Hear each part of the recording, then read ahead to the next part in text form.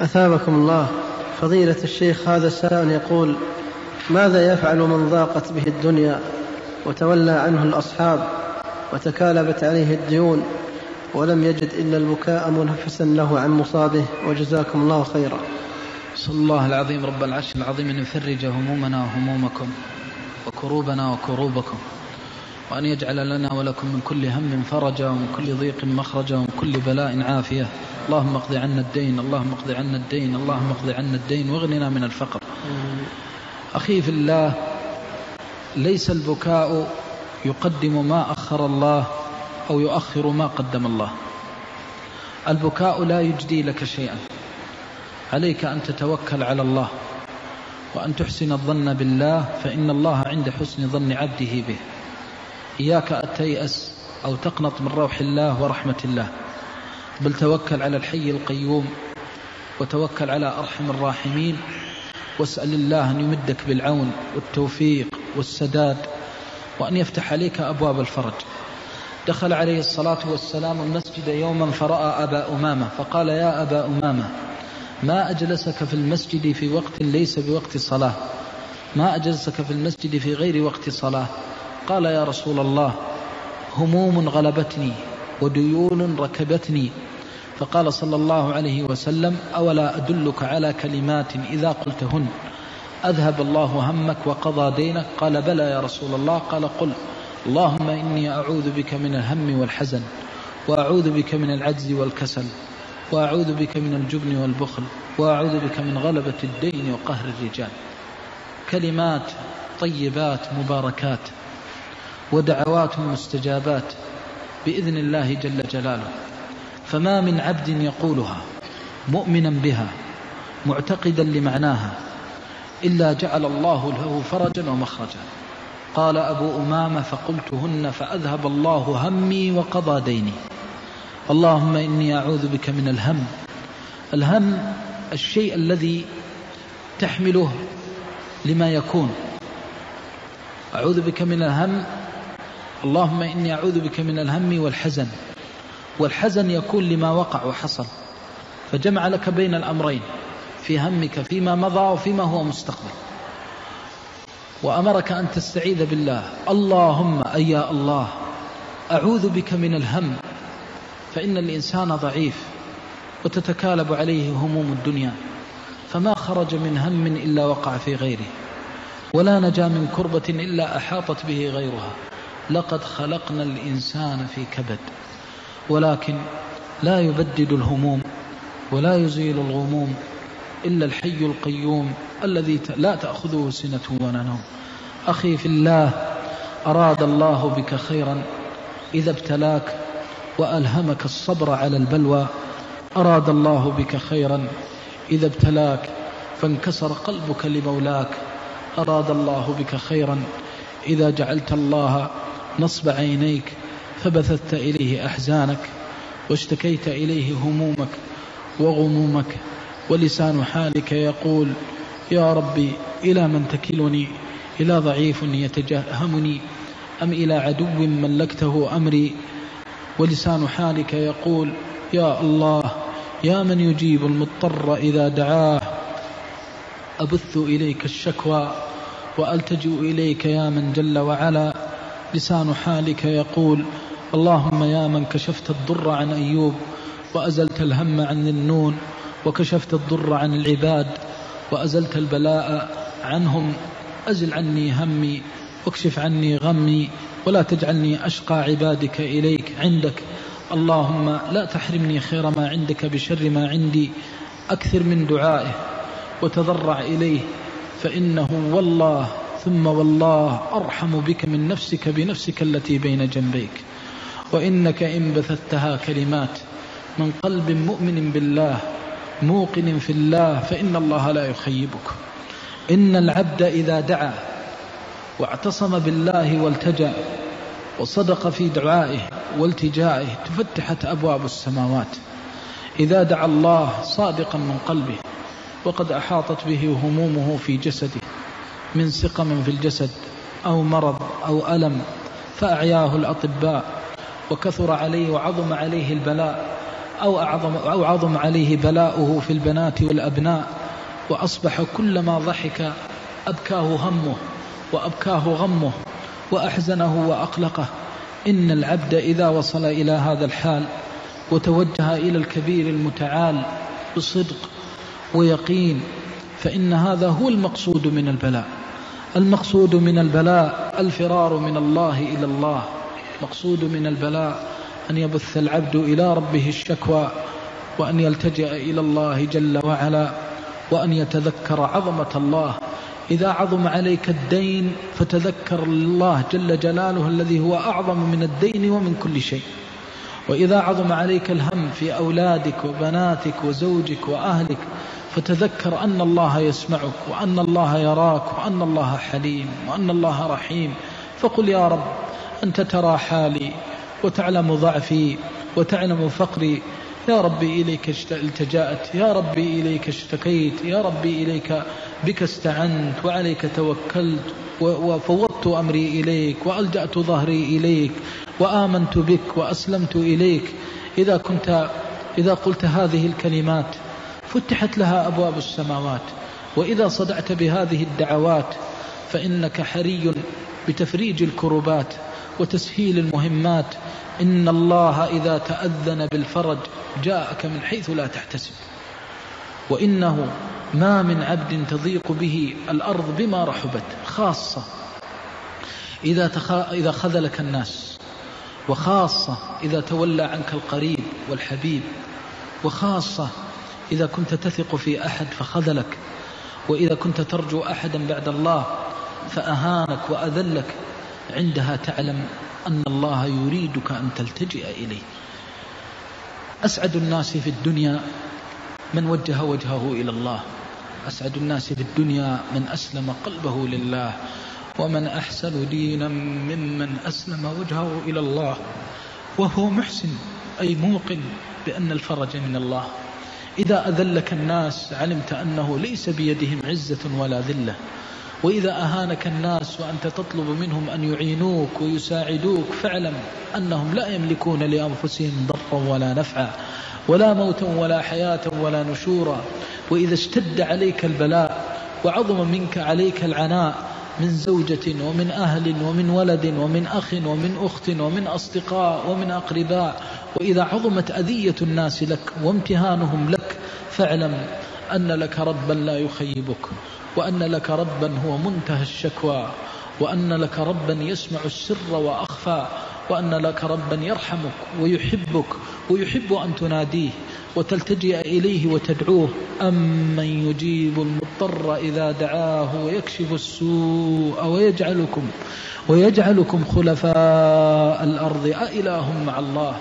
ذكر الله البلاء عن أيوب فقال سبحانه: وأيوب إذ نادى ربه أني مسني الضر وأنت أرحم الراحمين. أني مسني الضر وأنت أرحم الراحمين. ناداه وقد عظمت شكواه وعظم بلاؤه وعظم ضره، فنادى الله سبحانه وتعالى بأسمائه وصفاته. قال: أني مسني الضر، الحال والشأن، أني مسني الضر ولكن أنت أرحم الراحمين. أني مسني الضر وأنت أرحم الراحمين. فاستجبنا له فكشفنا ما به من ضر وآتيناه أهله ومثلهم معهم رحمة من عندنا وذكرى للعابدين. قال بعض العلماء: ذكرى للعابدين، أي أن أيوب دعا ربه بيقين، فإن الله يستجيب لكل من أصيب ببلاء فدعاه بيقين. ذكرى، هذه الذكرى تتذكرها في كل بلاء وفي كل خطب وكرب، في أهلك ومالك وولدك، تكون في رغد من العيش وأنت آمن في سربك، معافى في بدنك، عندك قوت يومك، فلا تلبث أن شاء الله بلاءك فنزلت بك المصائب وحلت بك المتاعب فأحاطت بك الديون من كل جانب، وأصبحت بعد رغد العيش في ضيقه وفي صعوبته، فالبنت تشتكي والابن يشتكي وتصبح في هم وغم وكرب، ويأتيك ضلع الدين وهم الدين والمغرم والمأثم، فعندها تضيق بك الأرض بما رحبت، لكن لا يوسعها إلا يقينك بالله جل جلاله، ولا يبدد هذه الهموم ويذهبها إلا يقينك بأن الله أرحم بك من نفسك التي بين جنبيك. يا هذا إن صدقت مع الله صدقك، من هذا الذي وقف بباب الله فطرده؟ حاشاه. من هذا الذي صدق مع الله فخيبه؟ حاشاه. ما وجدناه إلا حليما رحيما، ما وجدناه إلا كريما عظيما، يفتح لك أبواب الفرج من حيث تحتسب ومن حيث لا تحتسب. وما من عبد يدعو في كرب ويصدق مع الرب إلا أعطاه الله إحدى الحسنيين. إن كان علم سبحانه أن كربه يفرج فرج عنه عاجلا، وإذا علم سبحانه أنه سيأخر عنه الفرج رزقه اليقين والإيمان والتسليم، حتى إن البلاء يعود عليه نعمة وسرورا. جعلنا الله وإياكم ذلك الرجل. إذا كنت واثقا بالله وناديته وناجيته صادقا مؤمنا متوكلا عليه، إما أن يفرج كربك، وإما أن يفرغ عليك من الصبر واليقين حتى يصبح العذاب لك رحمة، وتعلو درجتك ويعظم أجرك ويغفر ذنبك ويقضى دينك ويبدد همك وحزنك. ولذلك في البلاء وفي الشدة والعناء سرور بمناجاة الله لا يعدله سرور، ما أسعدها من لحظات وما أسعدها من ساعات طيبات مباركات إذا خلوت بربك وبثت إليه أحزانك واشتكيت إليه أحزانك وبثت إليه ما تجده من الكرب ومن الهم والغم، فسألته وناجيته ودعوته وثقت به سبحانه وتعالى. أسعد الناس من جعل شكواه إلى الله ولم يشتكي الله إلى خلقه. أسعد الناس من جعل يقينه بالله ولم يجعل يقينه في زيد وعمر. تصور لو أن رجلا يحب رجلا فجاء يشتكي إليه في دينه فقال له لأكلمن فلانا الغني يقضي دينك الساعة، وهو صادق أنه لو كلم الغني لقضى له ذلك الغني دينه في حينه، ولا يعجز الغني شيء. تصور لو قال لك صاحبك سأكلم لك فلانا الغني الثري ودينك شيء يسير عند هذا الغني الثري، وأنت تعلم أن الحاجة ستقضى، كيف سيكون يقينك بقضاء دينك وتفريج كربك؟ فما بالك بملك الملوك ومن بيده خزائن السماوات والأرض؟ ما بالك بالكريم الذي يده سحاء الليل والنهار لا تغيضها نفقة؟ اللهم اجعل فقرنا إليك وغناك واجعل غنانا بك. كن غنيا بالله، كن واثقا مع الله. إن انصراف الناس عنك نعمة من الله يريد أن يصرفك إليه. المخذول من ينصرف عن الله إلى غير الله، المخذول من يتعلق بالناس ويحس أن كروبه كلما أصابه ضر أو اشتدت عليه شدة ذهب إلى فلان وعلان وانتهى أمره. ولكن أنت تقرع الأبواب فلا تفتح لك، وتسأل الناس فلا يعطوك، وتأتي إلى الناس فيهينوك ويذلوك، ولربما سبوك وشتموك وعابوك. رب أشعث أغبر ذي طمرين مدفوع بالأبواب لو أقسم على الله لأبره. وما يدريك أن هذا البلاء يعرفك بالله معرفة لا يصيبك بها هم ولا غم إلا بدد. أسعد الناس من إذا قال يا رب استجاب الله دعاءه. والله ليست السعادة في الأموال، ولو كانت في الأموال لكان أسعد الناس قارون، فإذا به أشقى الناس والأرض وهو يتجلزل في الأرض فخسفنا به وبداره الأرض، نسأل الله السلامة والعافية. المال ليس هو السعادة، وليست السعادة أنك إذا سألت الناس أعطوك، وليست السعادة أنك إذا جئت إلى فلان وعلان تيسرت أمورك. السعادة والفضل والزيادة أنك إذا قلت يا الله فتحت لك أبواب السماء، وإذا قلت يا ربي واشتكيت إلى الله سمع الله دعاءك وفرج الله كربك. إن من الناس من تعظم عليه البلايا ويعظم عليه الكرب والخطبة ويعرف فلان وعلان لم يشتكي الله إلى أحد، ومن الناس من يتيسر له أن يكلم فلانا الغني وفلانا الثري فيقول أستحي من الله أن يراني أسأل غيره، فرضي بالله وأنزل حاجته بالله وتعلق بالله وصدق مع الله، فجعل الله له من بين أطباق السماوات والأرض فرجا ومخرجا. هل رأيت ربك خذل عبدا صدق معه في عبوديته؟ لا والله. وما هذا الذي قصه الله في كتابه؟ قص الله في كتابه القصص لكي نفر منه إليه. أسعد الناس إذا أصابته البلايا في ماله أن يقول أنا المقصر، أنا المذنب، أنا المسيء. ما شكرت الله على نعمته. أنا الذي قصرت يا رب، ما ذكرتك حق ذكرك ولا شكرتك حق شكرك، فاغفر لي تقصيري في شكر النعم. فيعود على نفسه بالاستغفار والتوبة والإنابة، فإذا بالضيق يتسع، وإذا بالاستغفار رحمة يتبدد بها حزنه ويذهب بها غمه. أسعد الناس من عرف الله في البلايا. وإذا كان الإنسان تحيط به الهموم والغموم ويعظم دينه وكربه، فلا يزداد إلا تعلقا بغير الله والعياذ بالله، ولا يزداد إلا شكوى إلى الناس والتجاء إلى فلان وعلان، فهذا من الخذلان والعياذ بالله، هذا من الخذلان. فأوصيك ثم أوصيك بالثقة بالله والتوكل على الله وحسن الظن بالله، وأن تكثر من الاستغفار، وأن تعلم أن ما أصابك إنما هو بسبب الذنوب، فتكره الشيطان ونفس الأمارة بالسوء وتستغفر الله وتتفقد حالك. هل ظلمت أحدا من المسلمين؟ هل أكلت مال أحد؟ هل انتهكت عرض أحد؟ هل سببت أخاك المسلم؟ هل شتمته؟ فتتحلل من المظالم والمآثم. من فعل ذلك صار البلاء خيرا له وصار البعد قربا له. هذا هو الذي أوصيك به، أن تصدق مع الله، وأن تلتفت إلى ما يصلح حالك مع الله عز وجل، وأن تحرص كل الحرص على أن يكون عندك يقين أن الفرج آتي. إن مع العسر يسرا، إن مع العسر يسرا. ما أنزل الله عسرا على مؤمن إلا جعل معه يسرين. فكن واثقا بالله عز وجل، واعلم أنك إذا خفت من عواقب المستقبل وأضرار المستقبل وما يكون في المستقبل، فإنه إذا حدثتك نفسك بهذا فاعلم أنه شيطان يقرع قلبك. الشيطان يعدكم الفقر، الشيطان لا يعدك إلا كل شر وكل بلاء وكل ضر. فكن مع الله ولا تبالي، وكن صادقا مع الله. التوبة والاستغفار واليقين بالله بالفرج والأخذ بالأسباب وحسن الظن بأن الله سيفرج عنك من أعظم ما توصى به في هذا البلاء، مع كثرة الدعاء في مظان الإجابة كأوقات النداء وبين الأذان والإقامة وحال السجود والأسحار. وقد جرب بالأدعية المأثورة عن النبي صلى الله عليه وسلم في قضاء الدين، مثل حديث أبي أمامة. ذكر لي البعض أنه كان دين قرابة 1,000,000، وذكرت له هذا الحديث فاتصل علي بعد 3 أيام وهو ليس من أهل الغنى وليس. قال لي والله ما مكثت يوما إلا وقد فتح علي باب الفرج فسددت 1,000,000 خلال يومين. طرأ على بالي هذا، لكن منذ أن لزمت هذا يقول من أول مرة، وهو رجل ليس بذاك التدين القوي، كان على نيته، لكن لما جاءت هذه الصدمة في ماله أيقظته ونبهت. فقلت هذا الدعاء الماثور عن النبي صلى الله عليه وسلم، قال هذا دعاء عن النبي صلى الله عليه وسلم يذهب الدين؟ قلت نعم، لكن يحتاج إلى يقين، يحتاج إلى قوة. فصدق مع الله، فصدق الله معه، يومين يسدد بها 1,000,000.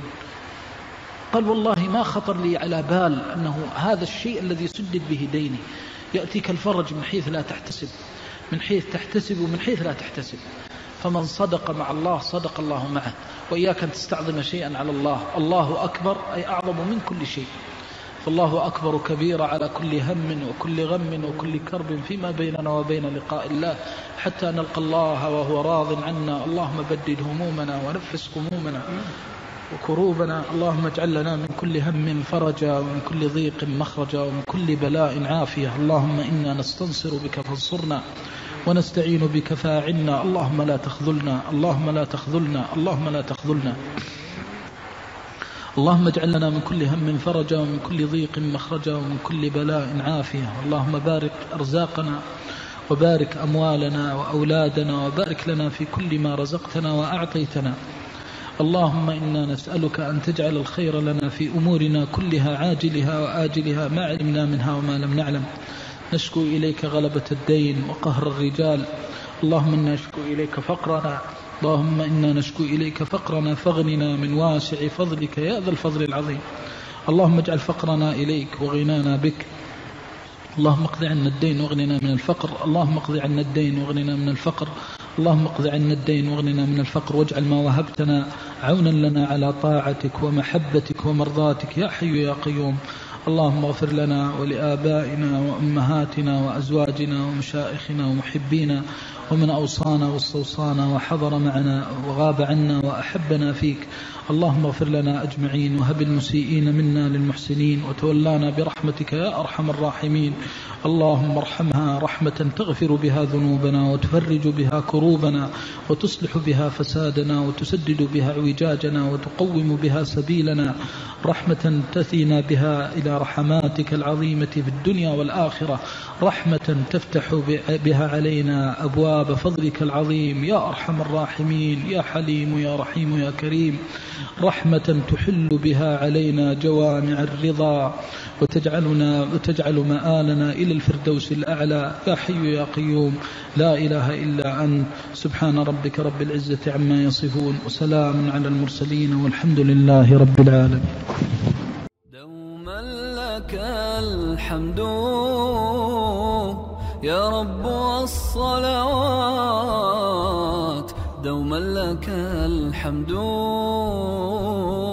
ما دقت النبضات، فلا أنت خالقنا